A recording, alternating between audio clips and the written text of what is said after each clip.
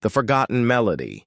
In the heart of the ancient land of Eltheria, music once shaped reality. The old legend spoke of a time when bards could summon storms with a harp or heal a broken soul with a single note. But over the centuries, the power of the song weavers faded into myths, and only ruins remained to whisper their tales. In the village of Brindlehollow, a quiet girl named Lyra lived with her grandfather, a retired minstrel. She spent her days tending to goats and her nights listening to his stories of the old songs that could shift mountains and tame fire. But Lyra had a secret. She could hear melodies no one else could, soft harmonies hidden in the wind, rhythms in the rustling leaves, and lullabies echoing in dreams. Her grandfather, once a song weaver himself, recognized the signs. "The music has chosen you," he told her, "but the world has forgotten how to listen." The map of chords. One rainy morning, Lyra found an old scroll hidden beneath the floorboards. It was sealed with a golden treble clef. When she touched it, a glowing map formed in the air, showing the long-lost sanctuary of harmony, a temple said to hold the last true instrument, the Echolyre. Determined to understand her gift, Lyra set off with only a flute, her courage, and her best friend, a clever fox named Whistle. Her journey led her through the silent forest, where no birds sang and the trees bent inward listening.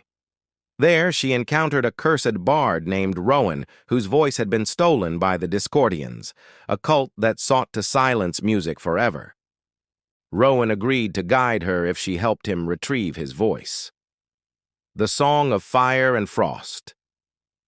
Their quest took them across treacherous lands, icy cliffs where sirens sang illusions, desert ruins where melodies turned to mirages, and ancient cities where music was outlawed.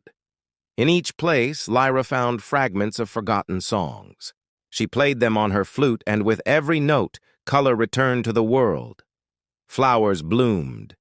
Rivers danced. People remembered joy. But the Discordians were watching. Their leader, Vexar, once a song weaver himself, had chosen silence as the only path to peace. He believed music brought war, grief, and rebellion. He commanded an army of hushwalkers, soulless creatures that fed on sound.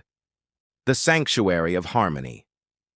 Lyra and Rowan finally reached the sanctuary, a floating isle tethered to the earth by vines of silver strings. The Echolyre awaited them, a crystalline instrument pulsing with light. But Vexar arrived first. A battle of music and silence erupted. Rowan, now able to hum again, joined Lyra in a final duet. Her melody echoed across the skies, reaching every corner of Eltheria. The land remembered. The people sang. Even Vexar, overwhelmed by the harmony, fell to his knees. Tears streamed down his face, not of defeat, but of release. He whispered, "I had forgotten how beautiful it was." A new symphony piece returned to Eltheria. Music was no longer feared, but celebrated. Lyra became the first song weaver in generations, teaching others to hear the world again. And every evening, as the stars awoke, a gentle melody would rise from Brindlehollow, reminding all who heard it that even in silence, there is always the promise of a song.